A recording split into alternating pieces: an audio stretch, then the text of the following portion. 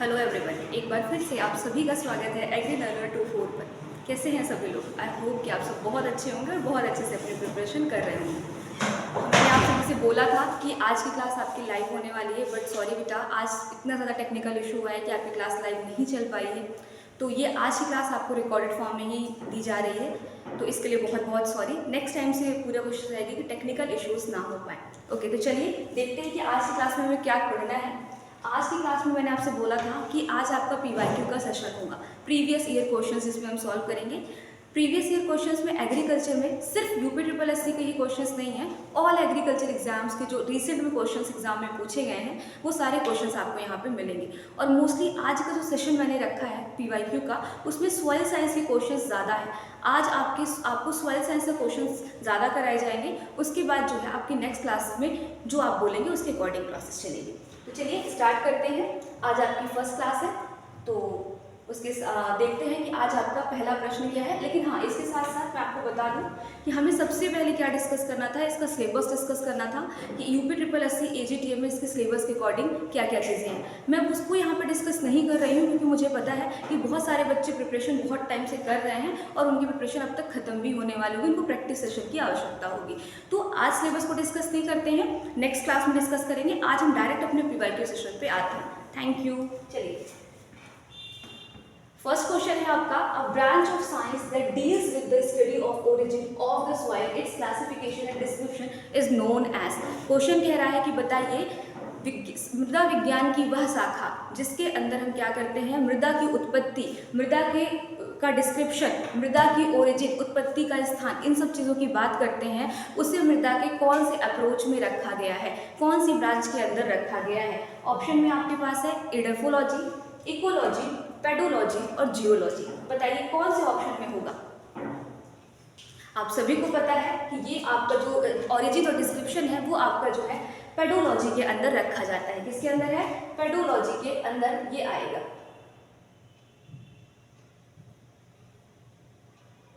Pedology के अंदर ये आएगा।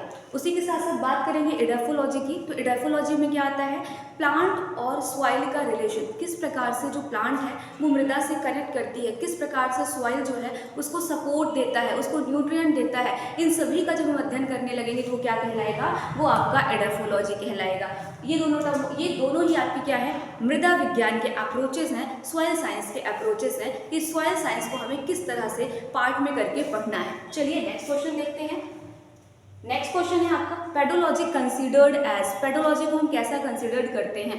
तो पेडोलॉजी को कैसे कंसीडर किया जाता है? ऑप्शन में आपके पास है natural body, purely synthesized one, medium for plant growth, या फिर powdered rock mass of the earth crust. बताइए किस रूप में इसको हम कंसीडर करेंगे पेडोलॉजी को। पहले तो आप लोग ये भी जान लीजिए कि जो पेडोलॉजी है और एडाफोलॉजी है ये दोनों ग्रीक भाषा का शब्द है, और जो आपकी सॉइल है वो लैटिन भाषा का शब्द है। चलिए यहाँ पे आते हैं। Natural body, purely synthesized one, medium for plant growth, powdered rock mass of the earth crust. मुझे पता है बहुत सारे बच्चे इसमें आंसर कर रहे होंगे ऑप्शन नंबर ए। तो चलिए देखते हैं क्या है आपका answer. Option number A is right, natural body. Pedology क्या होती है? पेडोलॉजी को as a natural body consider किया गया है, जबकि एडाफोलॉजी की अगर हम बात करें, एडाफोलॉजी की हम बात करें, एडाफोलॉजी की हम बात करें तो इसको क्या बोला गया है, मीडियम फॉर प्लांट ग्रोथ। इसे बोला गया है मीडियम फॉर प्लांट ग्रोथ। इसे क्या बोला गया, मीडियम फ्रॉम प्लांट ग्रोथ। तो अच्छे से याद रखिएगा, पेडोलॉजी के अनुसार सॉइल एक प्राकृतिक पिंड है, नेचुरल बॉडी है, जबकि एडाफोलॉजी के अनुसार क्या है, ये मीडियम फॉर प्लांट ग्रोथ। इसमें किस प्रकार से हम पौधे को उगा सकते हैं उसका माध्यम है। दोनों चीजें आप अच्छे से याद रखिएगा। चलिए नेक्स्ट आते हैं। नेक्स्ट कह रहा है, who gave the statement water was the sole nutrient of plants. किसने कहा था कि जो पानी है वो पौधों का एकमात्र पोषक तत्व है? किसने ये बात बोली थी आपको बताना है। रॉबर्ट बॉयले ने बोली है, जॉन वुडवार्ड ने बोली है, जे.आर. ब्रूगर ने बोली है, या एच.बी. हेलमोंट ने बोली है? जल्दी से आंसर करिएगा, किसने बोली है।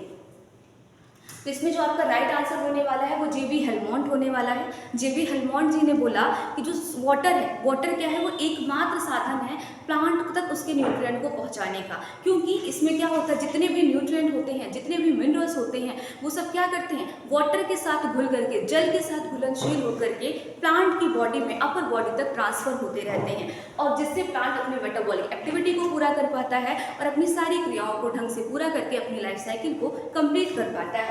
इसमें ये बात किसने बोली, जे.बी. हेलमोंट ने बोला कि क्या water was a sole nutrient of plant. ऐसे ही एग्जैक्ट क्वेश्चन आपके एग्जाम में पूछ सकता है, तो जरूर ये क्वेश्चन आपके लिए इंपॉर्टेंट है, ध्यान भी रखिएगा। चलिए अब इसी के साथ साथ हम बात करेंगे फादर ऑफ सॉइल साइंस। आप बताइए हमें फादर ऑफ सॉइल साइंस कौन है। फादर ऑफ सॉइल साइंस कौन है, सभी को पता है, वी.बी.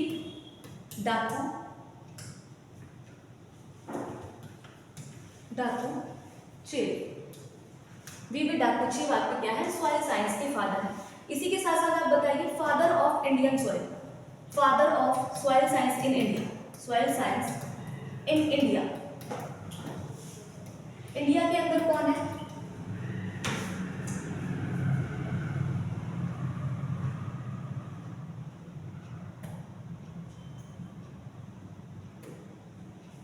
इंडिया के अंदर कौन है,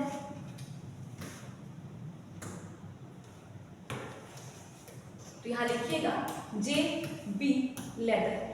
ये सारे साइंटिस्ट जो आपको बताए जा रहे हैं बहुत इंपॉर्टेंट है आपके एग्जाम के लिए, तो एक बार अच्छे से इसको नोट कर लीजिएगा। जे.बी. लेदर क्या है, वो आपके Indian father of soil science है। नेक्स्ट लिखिएगा father of microbiology, father of microbiology, father of microbiology कौन है, एस.एन. व्रिडगोस्की, एस.एन. व्रिडगोस्की है। Father of soil testing, father of soil testing, soil testing कौन है, एम.एल. टॉर्ग है, एम.एल. टॉर्ग है। इसी के साथ साथ पीएच के बारे में किसने बताया था, तो सोरेनसन ने बताया था, सोरेनसन ने बताया है। और पीएफ, पीएफ के बारे में किसने बताया था, स्कैफील्ड ने बताया था। कब बताया था, 1935 के अंदर। किसने बताया था, स्कैफील्ड ने बताया था 1935 के अंदर। इतने सारे पॉइंट्स आप जरूर से नोट कर लीजिएगा, साथ साथ आप लिख लीजिएगा father of soil conservation, father of soil conservation कौन है, father of soil conservation H H. Banerjee कौन है, एच.एच. बैनर्जी। ठीक, फादर ऑफ सॉइल कंजर्वेशन कौन है, एच.एच. बैनर्जी हैं। तो इतने सारे फादर्स आपको सॉइल साइंस से रिलेवेंट याद रखने हैं, जो कि बहुत इंपॉर्टेंट है और बहुत ज़्यादा आपके एग्जाम में पूछे जाते हैं। चलिए, एक साइंटिस्ट थे, उनका नाम था विटने। क्या नाम था, विटने, उनका नाम विटने था। इन्होंने क्या बोला, इन्होंने सॉइल को न्यूट्रिएंट बिन बोला। इन्होंने क्या बोला, सॉइल को न्यूट्रिएंट बिन बोला। इन्होंने न्यूट्रिएंट बिन क्यों बोला, इन्होंने न्यूट्रिएंट बिन इसलिए बोला, इन्होंने जो सॉइल होती है उसकी जो उपज होती है, फर्टिलिटी होती है, उसके कारण इन्होंने क्या बोला था कि सॉइल क्या है, एक न्यूट्रिएंट बिन है, मतलब उसके पास बहुत ज़्यादा क्या है, न्यूट्रिएंट की मात्रा प्रेजेंट है। तो ये सारे पॉइंट्स आपके एग्जाम के लिए बहुत इंपॉर्टेंट हैं, आप लोग इसे अपनी कॉपी में नोट डाउन जरूर करिएगा। चलिए नेक्स्ट पे आते हैं, नेक्स्ट क्वेश्चन पे। नेक्स्ट कह रहा है who suggest that the principal nourishment of plant was, कह रहा है किसने सुझाव दिया कि पौधों का मुख्य पोषण तत्व जो है वो जल। किसने ऐसा बोला था, आपको बताना है। पेट्रो डिक्रीजिंग ने बोला था, जे.बी. हेलमोंट ने बोला था, फ्रांसिस बेकन ने बोला था, या जेथरो टुल ने बोला था। सबको पता है कि एग्रोनॉमी के फादर कौन है, आपके पेट्रो डिक्रीजिंग जी हैं। उसके बाद जे.बी. हेलमोंट ने क्या बोला, आपने अभी देखा ही। उसके बाद जेथरो टुल किसके फादर हैं, वीट साइंस के फादर हैं, वीट साइंस के। और किसके फादर हैं, टिलेज के फादर हैं, वीट साइंस और टिलेज के फादर हैं। यहाँ पे आपका राइट आंसर जो होने वाला है वो क्या होने वाला है, फ्रांसिस बेकन। क्या होने वाला है, फ्रांसिस बेकन ने क्या बोला था कि जो आपका वाटर है वो क्या है, नरिशमेंट ऑफ प्लांट करने का कार्य करता है, पौधे को पोषक तत्व पहुंचाने का कार्य कौन करता है, जल करता है। ठीक है, चलिए नेक्स्ट क्वेश्चन में आएंगे। नेक्स्ट कह रहा है least resistant mineral to weathering is, इनमें से कौन सा मिनरल सबसे ज्यादा रेजिस्टेंट होता है, सबसे कम रेजिस्टेंट होता है वेदरिंग के प्रति, अपक्ष के प्रति कौन सबसे कम रेजिस्टेंट होगा। तो यहाँ पे है क्वार्ट्ज है, कैल्साइट है, जियोथाइट है और एनॉर्थाइट है। बताइए कौन सा होगा सबसे कम रेजिस्टेंट, लीस्ट रेजिस्टेंट, अपक्ष के प्रति सबसे कम प्रतिरोधी, मतलब ये इजीली ब्रेक डाउन हो जाएगा। चलिए क्वार्ट्ज तो नहीं होगा, यहाँ पे आपका आंसर क्या होगा, कैल्साइट होगा। क्या होगा, कैल्साइट आपका यहाँ पे राइट आंसर होगा। चलिए नेक्स्ट क्वेश्चन में आते हैं। नेक्स्ट क्वेश्चन है आपका,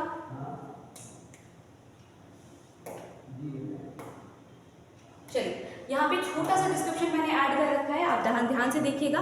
यहाँ पे लिखा है कि वेदरिंग मिनरल्स बहुत इंपॉर्टेंट है आपके ईजीटी एग्जाम्स और बिहार कोऑर्डिनेटर के लिए। पेपर में सिंपल प्रश्न पूछता है कि मोस्ट रेजिस्टेंट कौन सा है, मीडियम रेजिस्टेंट कौन सा है और लीस्ट रेजिस्टेंट कौन सा है। मोस्ट रेजिस्टेंट की बात करें, मतलब सबसे ज़्यादा कठोर जो होता है वेदरिंग के प्रति, जिसमें जल्दी से अपक्षी क्रिया नहीं हो पाती, वो कौन सा होगा, आपका क्वार्ट्ज होगा। नेक्स्ट है आपका मॉडरेट कौन सा होगा, मॉडरेट में आपका फेल्ड्स्पार होगा। और उसके बाद लीस्ट रेजिस्टेंट की अगर हम बात करेंगे तो कौन सा होगा, कैल्साइट होगा। कौन सा होगा, कैल्साइट होगा। ये ध्यान से लिखिएगा और ध्यान से समझिएगा। लीस्ट रेजिस्टेंट में आपका एक और मिनरल आ जाता है जिसको हम ऑलिवाइन बोलते हैं, तो ऑलिवाइन भी आपका लीस्ट रेजिस्टेंट के अंदर आ जाता है। चलिए आते हैं नेक्स्ट क्वेश्चन की तरफ। नेक्स्ट क्वेश्चन कह रहा है which of the following is a source of mineral salts. बताइए इनमें से कौन सा फॉस्फोरस का अच्छा स्रोत है। ऊपर बेटा फॉस्फोरस छूट गया है, source of phosphorus, source of phosphorus लिखिएगा, यहाँ पे हिंदी में लिखा हुआ है, ध्यान से देखिएगा। सोर्स ऑफ फॉस्फोरस इनमें से कौन सा है, आपको बताना है, जल्दी से आप आंसर करिएगा। सोर्स ऑफ फॉस्फोरस कौन सा होगा,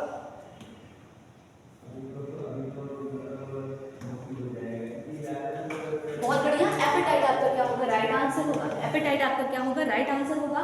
जबकि माइका किसका अच्छा सोर्स होता है, पोटेशियम का होता है। डोलोमाइट आपका कैल्शियम एंड मैग्नीशियम का होता है। बायोटाइट भी आपका पोटेशियम का अच्छा स्रोत होता है। ये अच्छे से याद रखिएगा, ये सारी चीजें अच्छे से याद रखिएगा, ठीक है। चलिए ये बहुत इंपॉर्टेंट है, इसको भी याद रखना। नेक्स्ट है आपका what is the percentage of silica in the earth crust. बताइए पृथ्वी की सतह में सिलिका का प्रतिशत मात्रा कितना होता है। बहुत ही इंपॉर्टेंट प्रश्न है, अच्छे से आंसर करिएगा सोच के।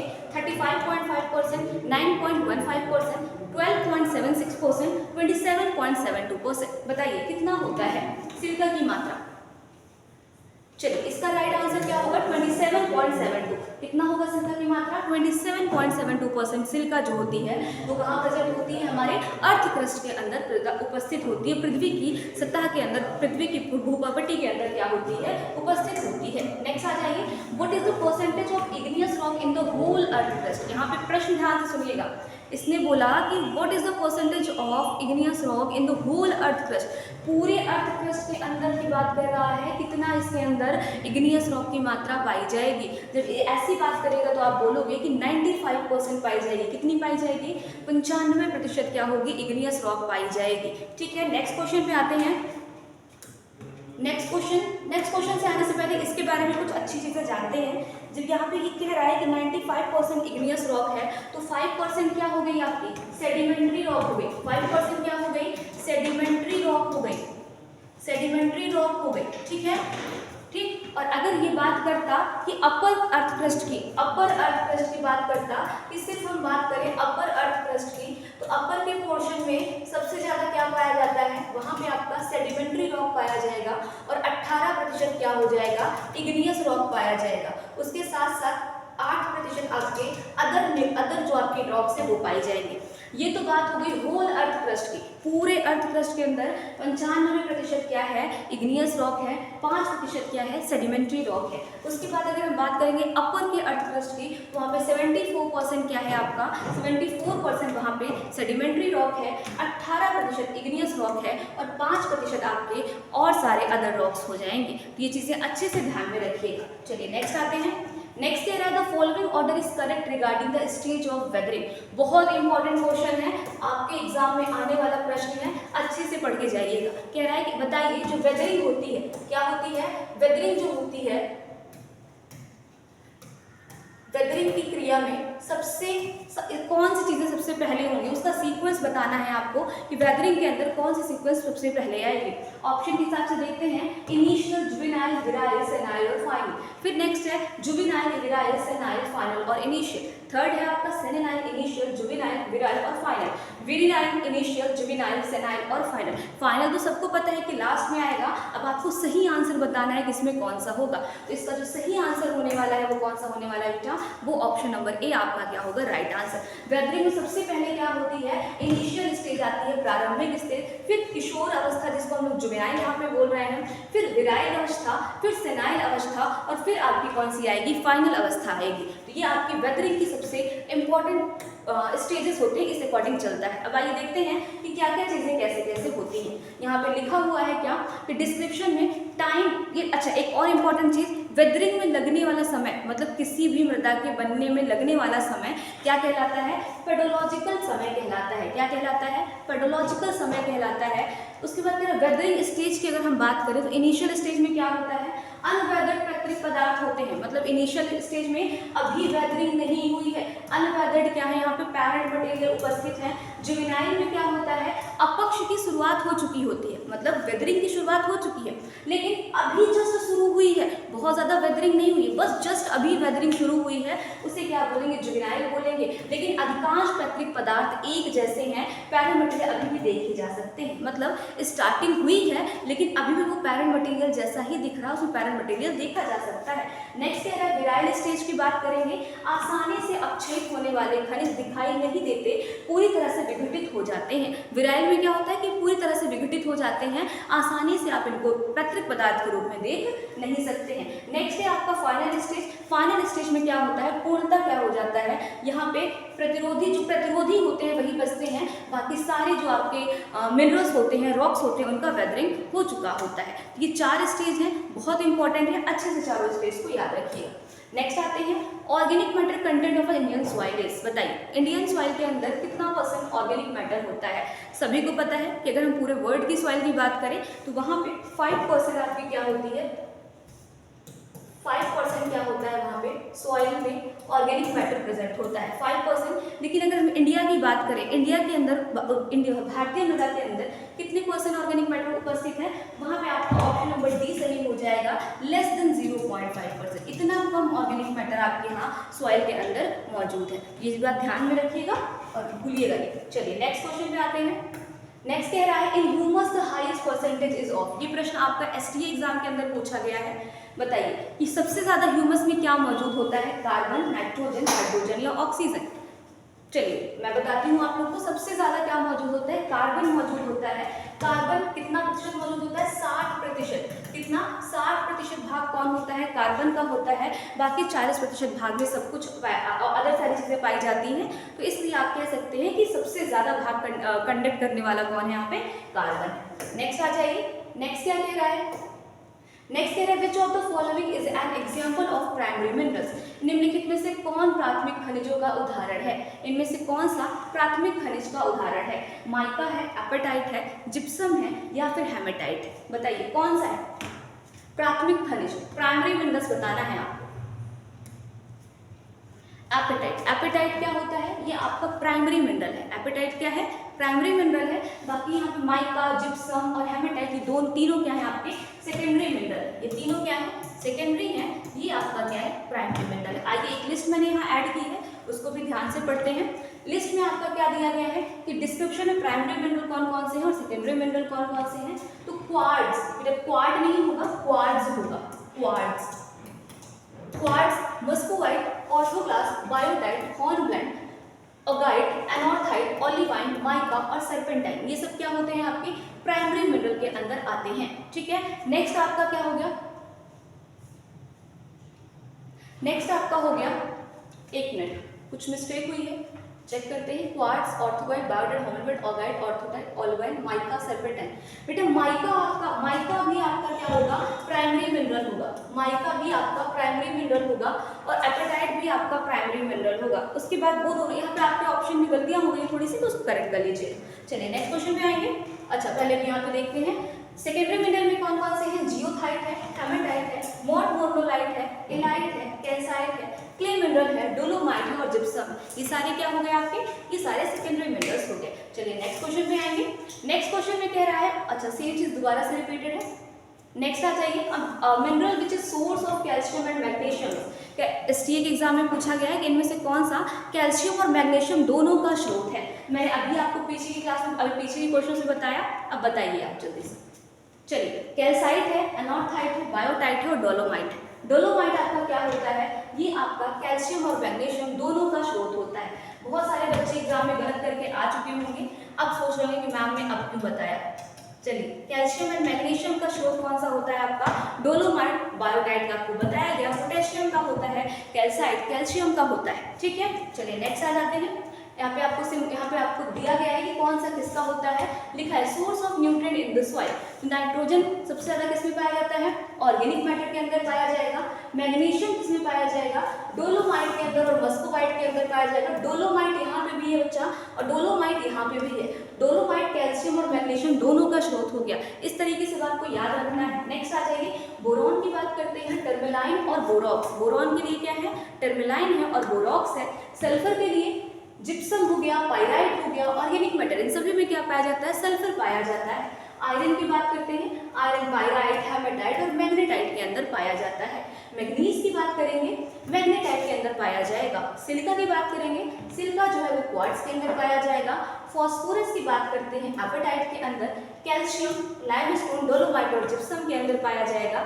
जिंक बहुत इंपॉर्टेंट है आपके एग्जाम के लिए, पिछली 2-3 एग्जाम से पूछा गया है। जिंक किसमें पाया जाता है, स्फेलेराइट मिनरल्स के अंदर पाया जाता है। उसके बाद है क्लोरीन की बात करेंगे, क्लोरीन एपेटाइट के अंदर और एपेटाइट के अंदर फॉस्फोरस भी पाया जाता है। पोटेशियम की बात करेंगे, सेलेवाइट, माइकास, फेल्डस्पार और बायोटाइट, इतने सारे हैं जिसके अंदर क्या पाया जाता है, पोटेशियम पाया जाता है। नेक्स्ट आइए मॉलिब्डेनम की बात करते हैं। ओलिवाइन और मॉलिब्डेनेट के अंदर क्या पाया जाएगा, उसके अंदर आपका मॉलिब्डेनम पाया जाएगा।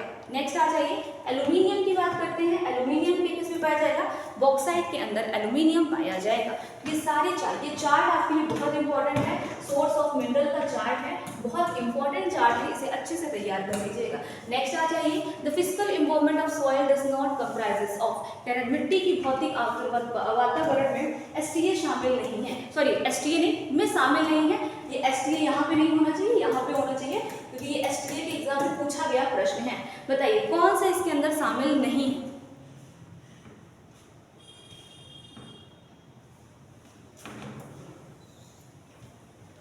Soil air, soil temperature, soil electrical conductivity या सॉइल वाटर। तो यहाँ पे आपका जो राइट आंसर होने वाला है क्या होने वाला है, सॉइल इलेक्ट्रिकल कंडक्टिविटी। सभी को पता है कि सॉइल की फिजिकल प्रॉपर्टी के अंदर सॉइल एयर भी आता है, सॉइल टेम्परेचर भी आता है, सॉइल पोरोसिटी भी आती है, सॉइल वाटर भी आता है, बट सॉइल इलेक्ट्रिकल कंडक्टिविटी नहीं आती है। तो यहाँ पे आपका सॉइल इलेक्ट्रिकल कंडक्टिविटी इसका राइट आंसर नहीं होगा। नेक्स्ट आ जाइए, which factor is used to convert organic carbon to organic matter. बहुत ही बढ़िया क्वेश्चन है। आप जब ऑर्गेनिक मैटर को निकालते हैं और उसे कन्वर्ट करने की कोशिश करते हैं, ऑर्गेनिक कार्बन निकालते हैं और उसको कन्वर्ट करते हैं ऑर्गेनिक मैटर निकालने के लिए, तो वहाँ पे आप एक फैक्टर यूज करते हैं जिसका नाम है वेलमैन फैक्टर। क्या बोलते हैं उसको, वेलमैन फैक्टर बोलते हैं। कह रहा है वेलमैन फैक्टर कौन सा है, इसमें कौन से उसके नंबर्स की, मतलब नंबर क्या है, वेलमैन नंबर जो हम बोलते हैं वो कितना होता है। यहाँ पे बहुत ही कंफ्यूजिंग तरीके से पेपर में आपको क्वेश्चन पूछा गया है। 1.742 दिया गया है, 1.074 दिया गया है, 1.173 दिया गया और 1.724 दिया गया। क्वेश्चन तो बहुत इजी है, सभी बच्चों को पता होगा, बट क्वेश्चन पूछने का, ऑप्शन रखने का तरीका बड़ा अलग था इनका। यहाँ पे आपका राइट आंसर क्या हो जाएगा, 1.724। ये आपका क्या हो जाएगा, वेलमैन फैक्टर हो जाएगा। क्या हो जाएगा, वेलमैन फैक्टर। इसमें यूज होता है जब हम ऑर्गेनिक कार्बन को ऑर्गेनिक मैटर निकालने के लिए यूज करते हैं, तो उसमें हम वेलमैन फैक्टर का यूज करते हैं। नेक्स्ट आ जाइएगा नेक्स्ट क्वेश्चन की तरफ। नेक्स्ट कह रहा है which of the following statements is incorrect. ये भी आपका एसटीए एग्जाम में भी पूछा गया प्रश्न है। स्टार्टिंग में जो क्वेश्चंस पूछे गए थे बच्चा, वो सब आपके इफको में हो गए, एएफओ के अंदर हो गए और आपके पुराने यूपीएससी एग्जाम वहां से थे। नेक्स्ट आ जाइए, rhizobium fix nitrogen in soil. अच्छा स्टेटमेंट पढ़िए पहले, which one of the following statement is correct. कह रहा है इसमें से सिर्फ एक ही कोई स्टेटमेंट करेक्ट होगा, बाकी 3 स्टेटमेंट आपके गलत होने वाले हैं। जल्दी से बताइएगा, बहुत सारे बच्चे ऐसे हैं जिन्होंने मुझसे यूट्यूब के ऊपर बायो फर्टिलाइजर को बहुत ही अच्छे तरीके से पढ़ रखा है। ठीक है, अब चलिए आंसर करिएगा। Rhizobium fix nitrogen rhizobium fix nitrogen in soil non symbiotically, कह रहा है कि जो राइजोबियम होता है वो नाइट्रोजन को फिक्स करता है नॉन सिम्बायोटिकली। क्या ऐसा है, ऐसा हो सकता है? गैर सहजीवी बोल रहा है भाई, राइजोबियम तो सहजीवी फिक्सेशन करता है, सिम्बायोटिक फिक्सेशन करता है। पहला स्टेटमेंट क्या हो गया आपका, गलत हो गया। नेक्स्ट आइएगा, blue green algae fix nitrogen इन paddy fields under submerged condition, कह रहा है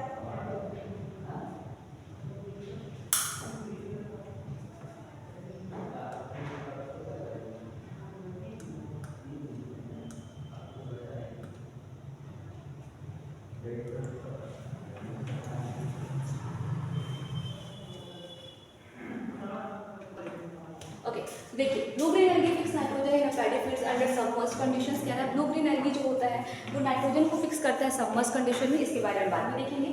क्लोस्ट्रिडिया fix nitrogen in symbiotically in association with the legume, simple सी गलत बात बोल रहा है। क्लोस्ट्रिडिया आपका एनारोबिक बैक्टीरिया है, कैसा बैक्टीरिया है, एनारोबिक बैक्टीरिया है, ये सिम्बायोटिकली नाइट्रोजन का फिक्सेशन नहीं करता है और लेग्यूम क्रॉप्स में तो बिल्कुल नहीं करता है। एजिटोबैक्टर की बात करते हैं, Azotobacter fix nitrogen in soil symbiotically in association with the legumes, ये तो बिल्कुल गलत है।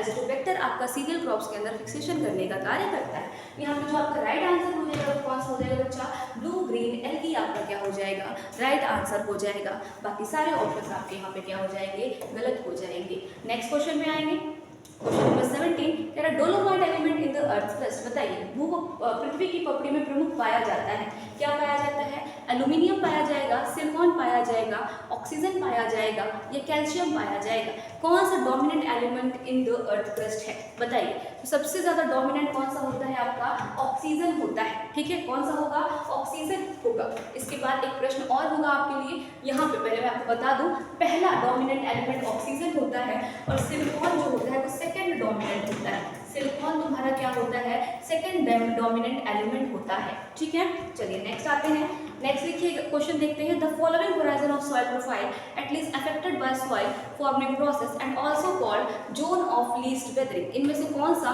जोन ऑफ लीस्ट वेदरिंग होता है जहाँ पे सबसे कम अपक्ष की क्रिया होती है, बताइए कौन सा होगा, किसको पता है, ओ होराइजन, कौन सा होगा, ओ होराइजन के अंदर सबसे कम अपक्ष की क्रिया होती है। नेक्स्ट आइएगा, नेक्स्ट क्वेश्चन पे, Indian institute of soil science is situated in, बहुत आसान सा प्रश्न था, सभी को पता होगा कि Indian institute of soil science कहाँ पे स्थित है, भोपाल मध्य प्रदेश के अंदर स्थित है। ऐसे ही क्वेश्चन आपके एग्जाम में पूछते हैं, बहुत ज्यादा टफ तो पूछते नहीं है, बेसिक क्वेश्चन ही आप भूल जाते हैं। नेक्स्ट और लास्ट क्वेश्चन है आपका, inherent capacity of soil to supply nutrient to a plant in adequate amount is called the inherent capacity. Simple सी बात, मैंने आपको बोला था अंतर्निहित जब क्षमता की बात करेंगे, अंतर्निहित गुण की बात करेंगे तो क्या आ जाएगा आपका, सॉइल फर्टिलिटी आ जाएगा। सिंपल सी बात, सॉइल फर्टिलिटी आपका क्या हो जाएगा, अंतर्निहित गुण हो जाता है, ठीक। नेक्स्ट, अब आपका ये सेशन आज यहीं पे खत्म होता है। आज आपको जो परेशानी हुई उसके लिए बहुत बहुत सॉरी। मिलते हैं आपसे नेक्स्ट क्लास में, कोशिश करेंगे कि कोई भी टेक्निकल इश्यूज़ ना हो। जब तक टेक्निकल इश्यूज़ होंगे आपको बता दिया जाएगा, तब तक आपकी क्लासेस रिकॉर्डिंग जाएंगी आपको। जब टेक्निकल इश्यूज़ खत्म हो जाएंगे या फिर प्रॉब्लम सॉल्व हो जाएगी तो हम आपके साथ लाइव जोड़ेंगे। आज के लिए इतना ही, थैंक यू सो मच, अपना ध्यान रखिएगा, ऑल द बेस्ट।